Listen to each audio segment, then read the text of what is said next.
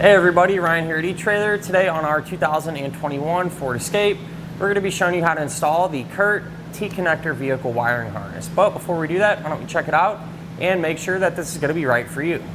So people do use these Escapes to do a little bit of everything. You know, you see quite a few of them out on the road pulling trailers.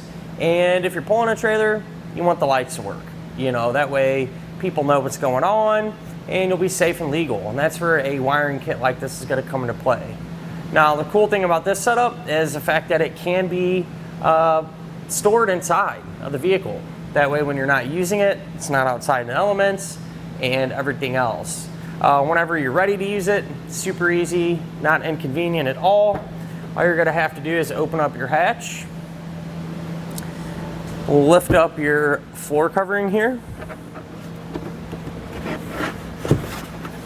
and this is where the wiring can be stored. So, out of the way and everything else. All we're gonna have to do is drape it over the rear threshold here. You know, we got plenty of length that we can work with. I'll probably choke it up here a little bit. We really don't need that much. And as long as we're on the weather stripping, we're good to go. Just try not to get it hung up in the latch. You don't want to do that. You'll close the hatch on it. And this may seem kind of odd, you know, closing the wiring in the hatch like this, but it's not going to hurt the wiring. It's not going to hurt your vehicle. It's designed to work like this. So just wanted to mention that. We're going to have a really easy way to hook up to our trailer and get those lighting signals. Now this is going to be a 4-way flat type connector. So really common type of connector. You know, it's going to work with most small to medium-sized trailers. And what's even getting popular nowadays is lights on accessories, like cargo carriers, for example.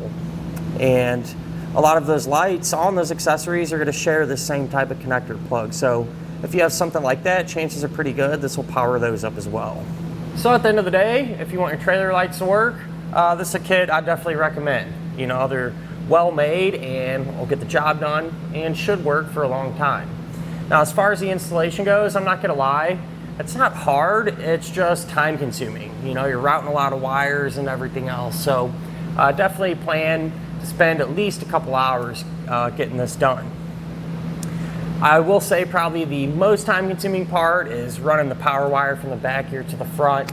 But you know, as long as you follow along, I'll show you how I did that. And hopefully it'll speed things up a little bit for you. Speaking of which, let's go ahead and hook this up together now. To begin our installation, we're going to be here at the back of our Escape, and what we need to do is get inside. That way we can take a couple panels apart and access our factory connectors. So first thing you want to do is grab your floor covering, slide this out, and set it off to the side. Now we need to remove this threshold piece here. So there's going to be 2 hooks on each side of it. I already pulled that one off. So that's what it'll look like once it's removed. And how to get it removed is pretty simple. You're going to take a flathead screwdriver and kind of just pry underneath the head of that cap. That will expose a T25 Torx bit fastener. So we can get that removed. And after kind of looking at this a little bit more, I think we might need to actually get these foam trays out of the way first. There's some plastic fasteners in there. Looks like that one's loose already. This one here will undo. These you can just take a screwdriver and loosen and kind of put some pressure up on it while you're doing that. So I'll get this one out of the way and repeat the same thing to get the other foam tray out. Looks like this one over here is just going to have one fastener, so it's even easier.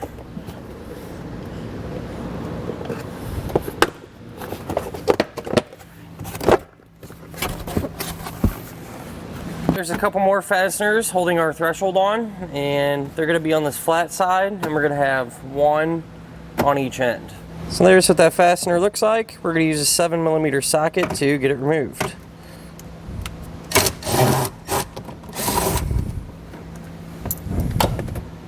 Now we're able to grab up on our threshold and more or less this just pops right off. So this out of the way, we'll set it to the side. Now what we need to do is open up our panels here on the side. That way we can get to our taillight connector. And pretty straightforward. If you start down here, take a trim tool or even a screwdriver, really gonna pry up on it, work around the edge, and there's just gonna be some plastic fasteners holding this thing in. And once you get to about here, that's more than enough. And if you look right here, that's going to be our taillight connector. So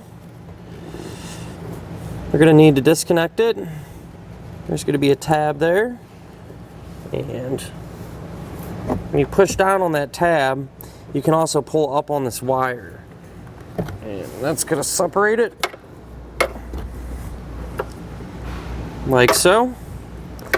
And with that disconnected, now we can grab our new wiring. You're going to take the T-connector that has the white, yellow, red, and brown wire. And the way this is going to work, it's just going to tap right into your factory connector there. So one side will plug in like so.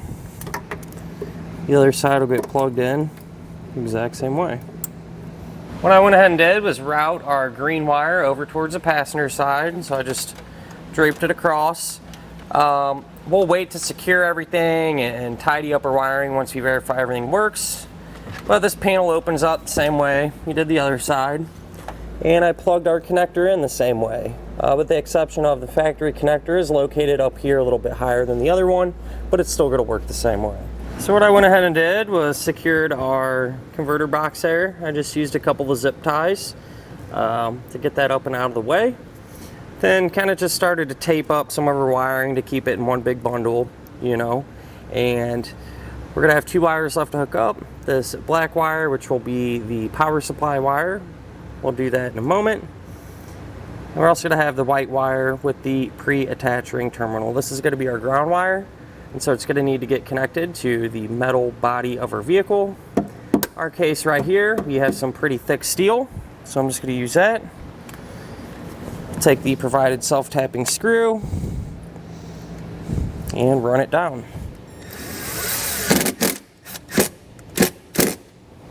Now we can grab the bundle of power wire that comes included and get that hooked up. So you're going to strip back the end of the insulation, take one of the butt connectors, slide that over one end, and crimp it down. We'll connect this to the wire, the black wire that's coming out of our converter box. That end is already pre-stripped. Put that end of the other end of the butt connector and crimp it down. That'll make that connection. And then we need to find a way to get the end of this wire down underneath our vehicle. So turns out if we look right down here, we're going to have a plastic grommet. Alright, and what we're going to do is just pull it out. And if we move up here a little bit, I'm just going to create a hole in there. Alright, so you could drill through it or whatever else. I'm just going to take a razor and just kind of very carefully put a small slit into it. Push that back into the factory opening there. And if we grab the other end of our power wire, like we're able to push that through, and we're just going to feed this wire, all of it, to the underside of our vehicle. So underneath our vehicle, I went ahead and routed our power wire up into the engine compartment. That way we can hook it up to our battery. So here's where it comes out of our grommet. On the bottom side of the grommet, I did apply some RTV sealer there just to help keep everything sealed up. If you want to do that and you don't have any, you can grab a tube here at etrailer. But with that said, you want to do your best to avoid any hot or moving parts, so use the zip ties along the way to keep everything secure. I ran it up and around like this, right over our rear subframe. It's a little tricky to see, but there it runs. Continues straight. Drops down right here next to our fuel tank. Ran it along this factory line.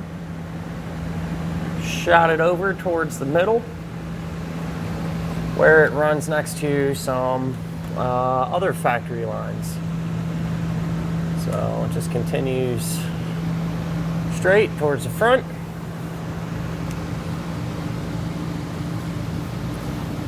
Up through here. Now I did drop this panel down.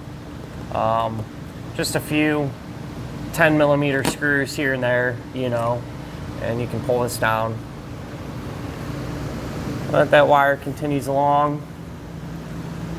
And I'll push this panel back up. You can see where our wire comes right there. And it's pretty tight right here and kind of bends around this metal piece. What I did is just put a piece of loom there for, you know, a little extra protection on our wire. That way it don't rub or anything. Oh, with that said, if you peel your wheel well liner back, so the wire runs up. It's a little tricky to see, but it's going to run up right into the engine compartment there. It looks like nothing's holding onto this wire, but once the fender liner is folded back into position, it'll keep it secure. And essentially it's just going to run right up into the engine compartment. Here in the engine compartment, this is where our power wire comes up. I just zip tied it to some wires here next to the battery. And then I simply just took the included fuse holder, stripped back the ends of the insulation, used a butt connector to connect it to the power wire on one end, and then just crimped on a ring terminal on the other end. Once you have that done, make sure the fuse is not installed just yet. But if you open up this little red cover, you're gonna have a couple of studs there, and we need to hook our fuse holder up to them. I'm gonna use this one. We're gonna remove the nut using a 13mm socket.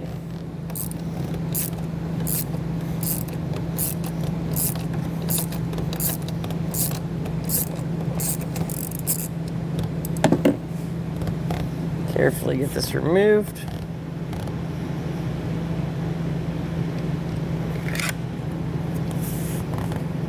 Take our ring terminal.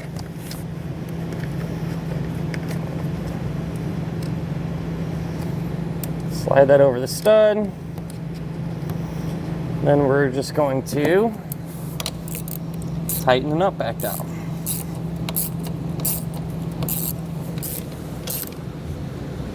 Once that is tight, then take our fuse and place it into the holder. Now before we put all of our panels back and things like that, it's a good idea to test our wiring to make sure that it's working properly.